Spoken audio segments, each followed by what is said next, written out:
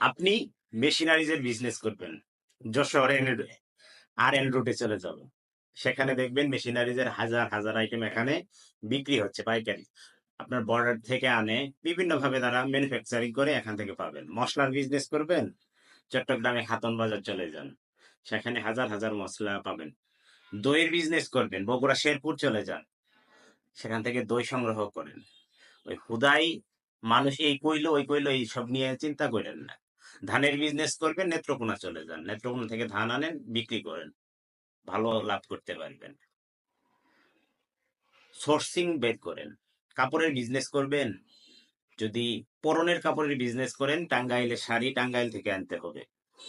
লুঙ্গি গামছার business করবেন, লুঙ্গি গামছার business করতে হলে আপনাকে সিরাজগঞ্জে থেকে লুঙ্গি গামছা সংগ্রহ করতে হবে, অথবা কুষ্টিয়া থেকে। কুষ্টিয়ার কুমারখালী, কালোখালী, এসব অঞ্চলে এগুলা বিক্রি হয়। নেন, ধারণা দিয়ে দিলাম, বিজনেস করেন, ভালো থাকবেন।